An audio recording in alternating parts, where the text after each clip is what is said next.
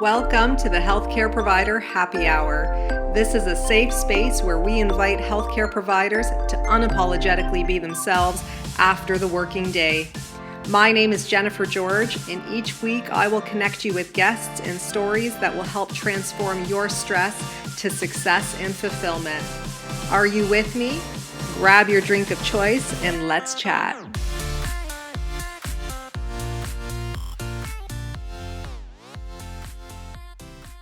Hey everyone, welcome to the Healthcare Provider Happy Hour. I'm your host, Jennifer George, and I'm joining you today to chat with you a little bit more about burnout and moral injury. And really, this episode is more of a reflection of the last couple of episodes that aired on the show. The first one was with Marcy Resendez, who is an RN and an author of her book, who describes her story of being diagnosed with PTSD and her healing through that, and how she manages day to day being on the front lines. She's been a nurse for over 20 years and was recently diagnosed and recently returned back to work. And I found that so fascinating that after all of these years, this has happened to her. And I was very moved by her story. I highly recommend you check it out if you work in healthcare.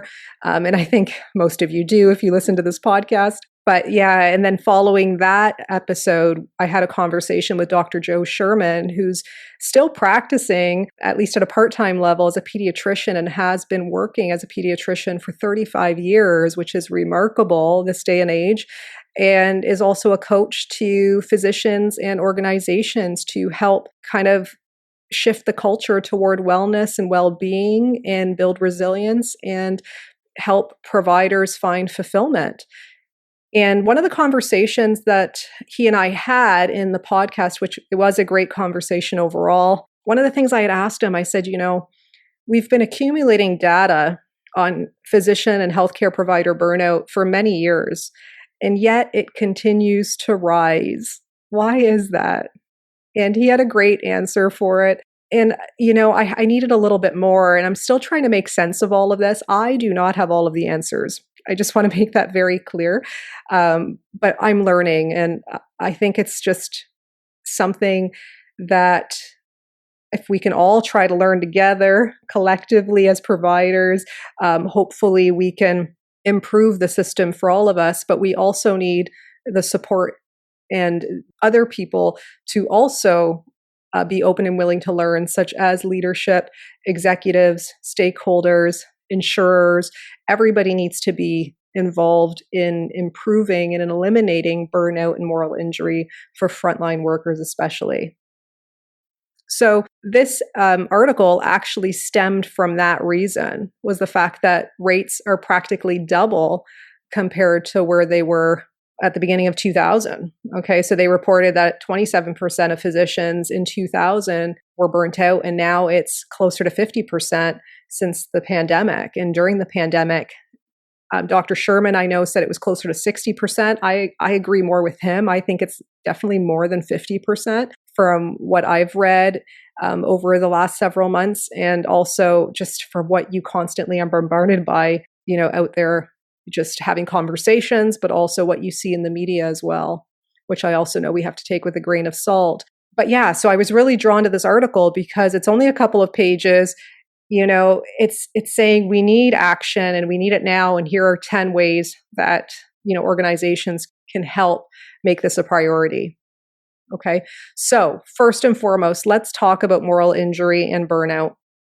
So burnout, as we know, typically burnout is they say it's more centered around the individual, essentially, when it compares to moral injury. And burnout really is the unmanageable stress response to occupational stressors and hazards that eventually leads to features such as emotional exhaustion, depersonalization, and a lack of professional efficacy, as well as cynicism.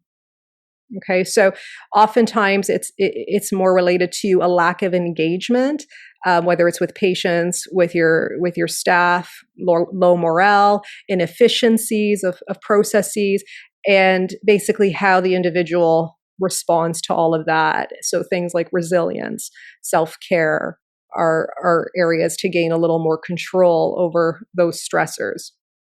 And I still don't entirely understand in terms of how separate they really are, but many people, and it's generally agreed upon that they are very separate. But whenever I read about it, I find there's always a little bit of an overlap. And this article does highlight the fact that there is a high correlation between burnout and moral injury, and that there are overlapping constructs, which kind of makes me feel a little better, because I just don't see how they're so separate. I do see that there has to be some similarities between the two. But anyway, moral injury essentially is when we perpetuate, bear witness to, or fail to prevent an act that transgresses our deeply held moral beliefs. So moral injury is really more systemic.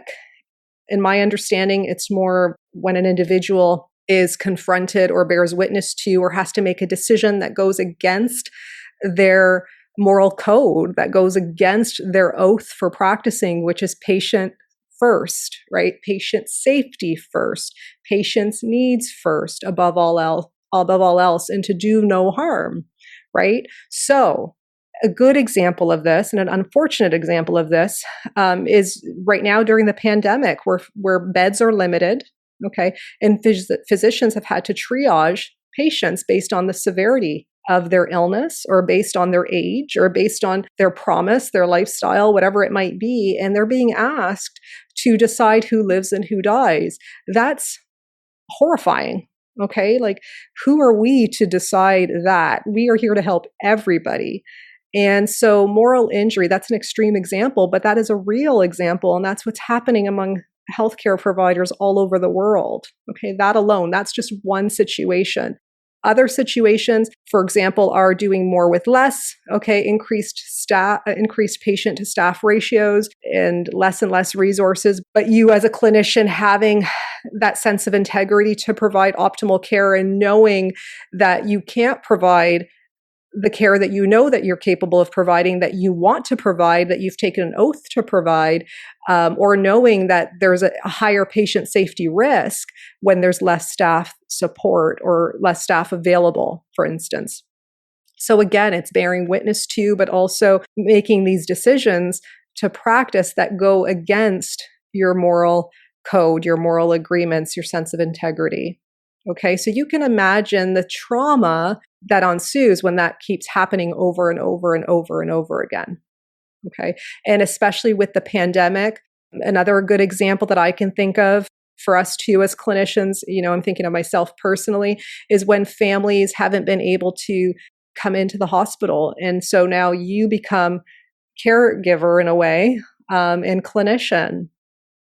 And, you're trying to coordinate communication and connection between the family, between your patient. That's a hard thing to witness. It's a hard thing to witness patients not seeing their family members. Okay.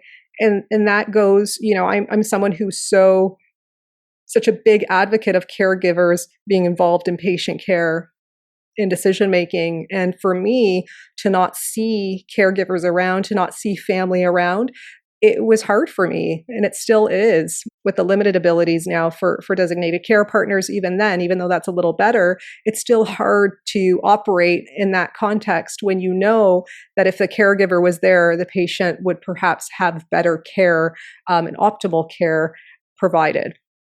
Okay, so that's another example. And again, when you think about all of these, and I'm sure after this podcast, you can reflect on many different instances where you've endured moral trauma and have been in dilemmas such as this, where you've had to make a decision that you really had no control over at the end of the day. So like I said, it's more rooted in organizational and systemic practices, whereas burnout is more rooted with respect to an individual's ability to cope with stress over time. So they share 10 ways that organizations can take better care of their healthcare providers, in my opinion, improve retention, and also eliminate, I don't know if eliminate is the right word, because, I think that's a great goal to have. I'd be happy if we could, reduce it back to 50% less than what it was. We're now at physician burnout being closer to 60%. If we could go back to closer to 25%, that would be even better, right? And it blows my mind sometimes because, I know when I started this podcast back in 2019, I thought it was bad then. And, you don't think things can get worse sometimes, and they have. That's the reality. So what are we going to do about it? Okay, so number one, they recommend putting burnout and moral injury reduction on organizational dashboards. In other words, okay, it should be made an organizational goal. Okay, and I would say to be transparent with your staff about this, and with your team about this as well, to declare it as such and to capture the necessary data around it. Number two is prioritizing mental health support for healthcare workers. So peer support. One of the things Dr. Sherman talked about was psychological support on site and on demand. I'd like to add coaching support to that, wellness consults, and also real-time burnout monitoring through surveys. So in other words, not just capturing it here and there, but constantly monitoring it to kind of, put the bigger picture together. Number three, monitoring workload and time pressure for clinicians. I love this phrase, making the invisible work count. I love that, because how many times, and I know for myself personally, I've said this many times to my coworkers and colleagues, that what we put in our stats, it sometimes feels like a fraction of what we actually are doing throughout the whole day. And it's really these invisible things that we do that we don't capture statistically that make the day flow, right? That bring it all together. And that was kind of the basis of my book of Communication is Care, is it's those things that help prevent conflict, right? That you're doing day in and day out that they don't necessarily recognize, when capturing your workload. So things like mentorship, okay, or helping other staff members, stuff like that. Number four, redesigning workflow. Okay, reducing inefficiencies. Okay, number four is one that really touches my heart too, because I really think that one way or another, healthcare is going in this direction where it's going to be about sharing the care, not only in one environment or workplace, but I'm thinking healthcare as a whole, especially with long COVID right now, where interprofessionals are going to have to work together. Gone are the days where we are operating in silos. Okay. It's just not that simple anymore. So sharing the care is so necessary. And I also think that it's going to minimize energy demands and reduce burnout as well. So I really like that recommendation also, even at a more global systemic scale. Number five, developing standardized approaches to reducing moral injury. So they recommend annual engagement surveys that can measure exposure to injurious events such as overly aggressive care, excessive workloads, linking these to burnout metrics and seeing that, and providing ethical and organizational support to reduce moral injury exposure. So providing the support there to so by understanding it, by seeing where these exposures are happening, and when, to then provide the necessary support to address it. Number six is re-engineering chaotic environments.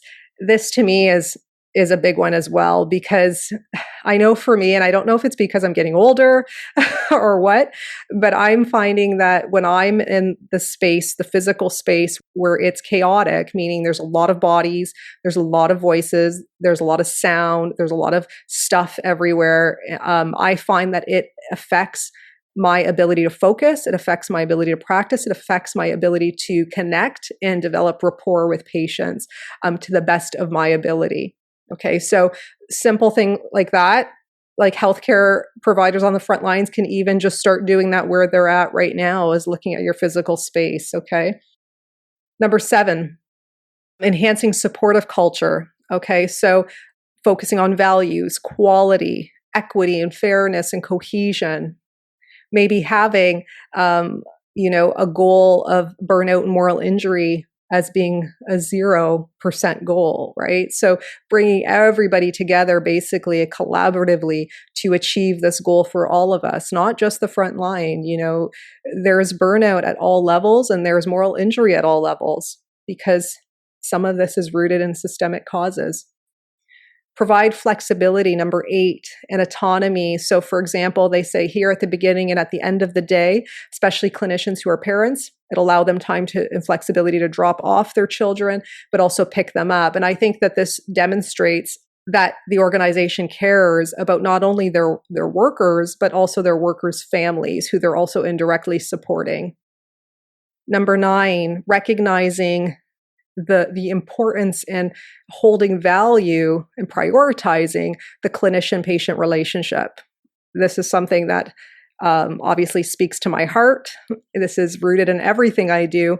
And it's basically allowing sufficient time and resources for interactions to happen between clinicians and between patients that help create a sense of trust and mutual agreement, basically, and mutual collaboration and openness and non-judgment. And that takes time to develop. It would be great if one of these days we didn't have to time everything, right? If we could just focus on what our patients needed of us and not have to worry about the time around that. I know that's a whole other issue, and that could be a topic of its own. But these are some of the things that I've been thinking about lately when it comes to my own practice. Does time really define the quality of care that you're providing? Some patients will say yes. Some patients want their hour. Some patients want their 45 minutes. But for me, as a clinician as well, I think, well, if I can help my patient in less time than that, some might not need all that time and some might. But then I think, well, am I doing them a disservice if they're not all getting the same time, right? Then it goes back to that moral dilemma. So that's just an example of that. And that's something that me as at an individual level that I have to process and recognize. And finally, number 10, optimizing physician trust in the organization. I would actually say and reword that to optimizing all healthcare providers' trust in the organization. And that is done by recognizing and by really stating and practicing that everyone's learning and learning together to create a better environment.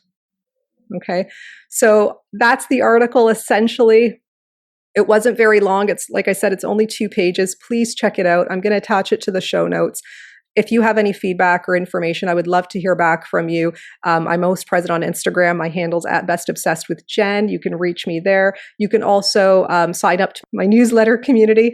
I usually send out weekly newsletters on Tuesday mornings before the podcast comes out, outlining the topic of the podcast and also updates, stories, tips, inspiration, things like that. So if you could check that out, that would be great as well. So until we chat next time, remember to stay well, to take care of yourselves and each other, and to stay happy.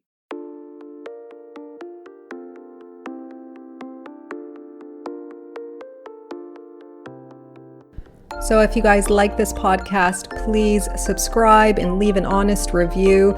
Your feedback means everything to me. Your reviews are what moves this podcast forward, and I always appreciate receiving them. If you want to get a hold of me directly, reach out to me on social media. My handles are in the show notes, and you can always subscribe to my weekly newsletters at jennifergeorge.co so that we can stay connected. So until next time, thank you guys so much again for your ongoing support.